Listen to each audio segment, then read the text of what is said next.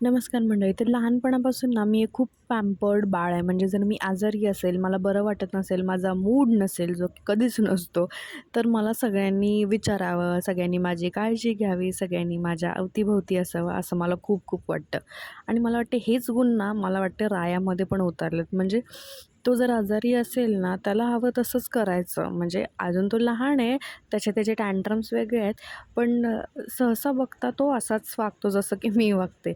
पण आमच्या दोघांपेक्षा मयूर एकदम वेगळा आहे. म्हणजे तो आजारी असेल तर तुला जास्त जोश येतो काम करायचा आणि त्याला जास्त एनर्जी येते, की हे पण करू, ते पण करू, ते पण करू. पण शांत काही बसत नाही तो.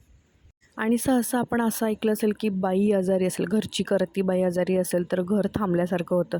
पण माझ्या बाबतीत उलटं आहे. मला मयूर किंवा राया आजारी पडलं, तर मला असं वाटतं पूर्ण घरच थांबले.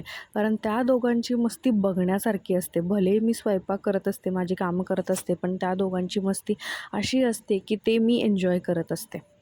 असो, आज ऑफिसवरून आल्याला पहिला स्वयंपाक करून घेतला आणि माझ्याकडे आठवड्यातून 2 वेळा तर पालक हा असतोच. कारण रायासाठी पालक चांगला आहे. सो रायासाठी चांगला म्हणजे पूर्ण घरासाठी चांगला. आणि आज काय माहिती आहे, जी मोदक करायची इच्छा फार दिवसापासून होती. म्हणजे मयूरला ते खायचे होते म्हणून इतका सारा स्वयंपाक असून सुद्धा मी म्हटलं ठीक आहे, आज तशी संकष्टी आहे म्हणून मी मोदक करायला घेतले. सगळा स्वयंपाक आवरला आणि त्याच्यानंतर मग मोदक उकडायला ठेवले. मोदक होत आहेत तोपर्यंत मी रायाला खाऊ चारून घेतला आणि मी अंघोळ घालायला घेतली रायाला आणि तोपर्यंत मयूरनी पण जेवण करून घेतलं. आणि आम्हाला रायाला दवाखान्यात घेऊन जायचं होतं आणि सहसा आमची अपॉइंटमेंट 10 वाजताची असते बिकॉज त्या डॉक्टरकडे इतकी गर्दी असते. सो दिवसाचं किंवा 6-7 वाजता आम्हाला मिळतच नाही तसंही.